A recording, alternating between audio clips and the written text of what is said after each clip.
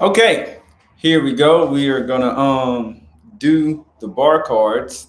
We're gonna do this in the key of F, and so our bar cards are gonna come off of our major scale. We're gonna use the bar cards that go with the major scale, and so we'll start with playing the F major scale. One, two. The scales read two, three, four. This is the finger pattern we're using. Five and six. I'm really not going to do a chord for seven right now. Anytime that you hear scale degree seven in the bass, and you need to play a chord on that bass note, not anytime, but many times, like you'll often just play a five chord in that place. Okay, so get used to playing this first, and then we'll go into the whole use of the chords. So we got one, two, three, four, five, six, seven, eight. All right. So this is really simple. The one chord, the four chord, and the five chord are usually major chords. Two, three, and six are usually going to be minor chords. And all you have to do really is to um, use this to practice going between your major and your minor chords on both string sets that we primarily use at this point, where the root of the note is on the on the E string, or the root is on the A string. Okay, so practicing your bar cards in several keys will do this for you. So one is going to be a major chord. That's the shape for your major chord. Okay. Um, finger three is in the third fret on a string five.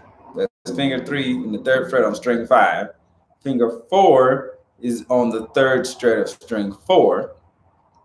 And then the middle finger is on the second fret of the third string. Okay, so you're probably already familiar with this shape.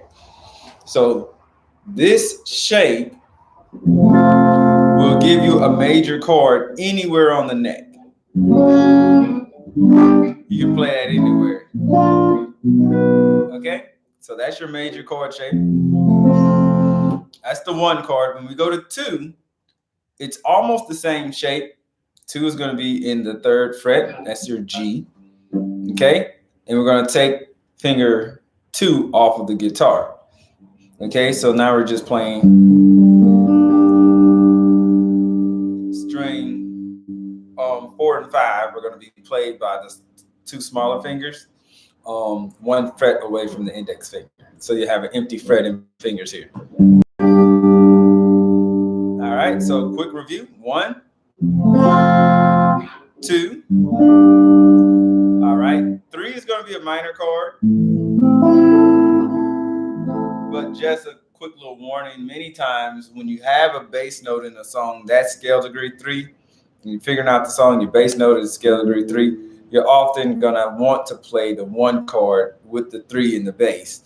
But I don't want to get way into that today, because we're gonna do one thing at a time. So this is three, and then we go up a half step, and four is gonna have the same finger pattern as your one chord, because four is a major chord. So one is major,